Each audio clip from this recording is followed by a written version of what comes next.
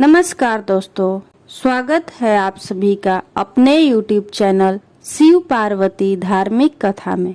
दोस्तों, सावन मास के शुक्ल पक्ष में पड़ने वाली एकादशी को पुत्रदा एकादशी के नाम से जाना जाता है। पुत्रदा एकादशी का विशिष्ट महत्व है। इस व्रत के नाम के अनुसार ही इसका फल है। यह व्रत बहुत ही शुभ फलदायक होता है, इसलिए संतान प्राप्ति के इच्छुक भक्तों को यह व्रत अवश्य रखना चाहिए, जिससे कि उन्हें मनोवांछित फल की प्राप्ति हो सके। तो आइए सुनते हैं श्रावण पुत्रदा एकादशी की व्रत कथा। एक बार धर्मराज युधिष्ठिर ने भगवान श्री कृष्ण से श्रावण मास के शुक्ल पक्ष की एकादशी के महत्व और उसकी कथा के बारे में बताने का निवेदन किया। तब भगवान श्री कृष्ण ने कहा कि सावन के शुक्ल पक्ष की एकादशी श्रावण पुत्रदा एकादशी के नाम से प्रसिद्ध है। आपको श्रावण पुत्रदा एकादशी व्रत की कथा के बारे में बताता हूँ। इसकी कथा इस प्रकार है। इस कथा को सुनने मात्र से ही अनंत यज्ञ का फल मिलता है। द्वापर युग के आरंभ में महिष्मती नाम की एक नगरी थी, जिसमें महीजीत नाम का राजा राज्य करता था। लेकिन पुत्रहीन होने के कारण राजा को राज्य सुखदायक नहीं लगता था। उसका मानना था कि जिसके संतान न हो उसके लिए यह लोक और परलोक दोनों ही दुखदायक होते हैं। पुत्र सुख की प्राप्ति के लिए राजा ने अनेक उपाय किए, परंतु राजा को पुत्र की प्राप्ति नहीं हुई। वृद्धावस्था आती देखकर राजा ने प्रजा के प्रतिनिधियों को बुलाया और कहा, हे प्रजाजनों, मेरे खजाने में अन्याय से उपार्जन किया हुआ धन नहीं है। न मैंने कभी देवताओं तथा ब्राह्मणों का धन छीना है। किसी दूसरे की धरोहर भी मैंने नहीं ली। प्रजा को पुत्र के समान पालता रहा। मैं अपराधियों को पुत्र तथा बांधवों की तरह दंड देता रहा। कभी किसी से घृणा नहीं की, सबको समान माना है। सज्जनों की सदा पूजा करता हूँ। इस प्रकार धर्म युक्त राज्य करते हुए भी मेरे पुत्र नहीं है, सो मैं अत्यंत दुख पा रहा हूँ। इसका क्या कारण है? राजा महीजीत की इस बात को विचारने के लिए मंत्री तथा प्रजा के प्रतिनिधि वन को गए। वहाँ बड़े बड़े ऋषि मुनियों के दर्शन किए। राजा की उत्तम कामना की पूर्ति के लिए किसी श्रेष्ठ तपस्वी मुनि को ढूंढने लगे।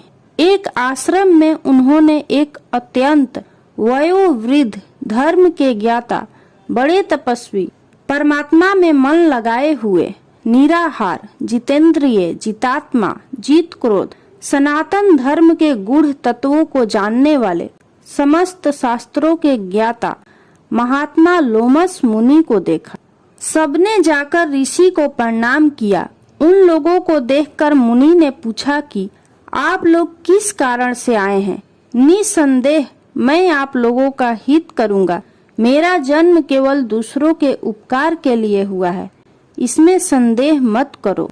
लोमस ऋषि के ऐसे वचन सुनकर सब लोग बोले, हे महर्षि, आप हमारी बात जानने में ब्रह्मा से भी अधिक समर्थ हैं, अतः आप हमारे इस संदेह को दूर कीजिए।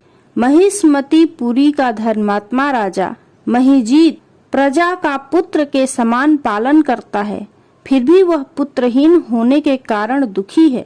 उन लोगों ने आगे कहा कि हम लोग उसकी प्रजा हैं, अतः उसके दुख से हम भी दुखी हैं। आपके दर्शन से हमें पूर्ण विश्वास है कि हमारा यह संकट अवश्य दूर हो जाएगा, क्योंकि महान पुरुषों के दर्शन मात्र से अनेक कष्ट दूर हो जाते हैं।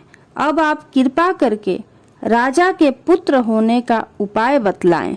यह सुनकर ऋषि ने थोड़ी देर के लिए नेत्र बंद किए और राजा के पूर्व जन्म का वृतांत जानकर कहने लगे कि यह राजा पूर्व जन्म में एक निर्धन वैश्य था। निर्धन होने के कारण इसने कई बुरे कर्म किए। यह एक गांव से दूसरे गांव व्यापार करने जाया करता था। एक समय ज्येष्ठ माह के शुक्ल पक्ष की द्वादशी के दिन मध्याह्न के समय वह एक जलाशय पर जल पीने गया। वह 2 दिन से भूखा प्यासा था। उसी जलाशय पर एक प्यासी गर्भवती गाय जल पी रही थी। राजा ने उस प्यासी गाय को वहां से भगा दिया और स्वयं जल पीने लगा। इसीलिए राजा को यह दुख सहना पड़ा। एकादशी के दिन भूखा रहने से वह राजा हुआ और प्यासी गाय को जलाशय से भगाने के कारण पुत्र वियोग का दुख सहना पड़ रहा है। ऐसा सुनकर सब लोग कहने लगे कि हे ऋषि, शास्त्रों में पापों का प्रायश्चित भी लिखा है, अतः जिस प्रकार राजा का यह पाप नष्ट हो जाए, आप ऐसा उपाय बताइए। लोमस मुनि कहने लगे कि श्रावण शुक्ल पक्ष की एकादशी को, जिसे पुत्रदा एकादशी भी कहते हैं, तुम सब लोग व्रत करो और रात्रि को जागरण करो, तो इससे राजा का यह पूर्व जन्म का पाप अवश्य नष्ट हो जाएगा। साथ ही राजा को पुत्र की अवश्य प्राप्ति होगी। लोमस ऋषि के ऐसे वचन सुनकर मंत्रियों सहित सारी प्रजा नगर को वापस लौट आई और जब श्रावण शुक्ल एकादशी आई तो ऋषि की आज्ञानुसार सबने पुत्रदा एकादशी का व्रत और जागरण किया।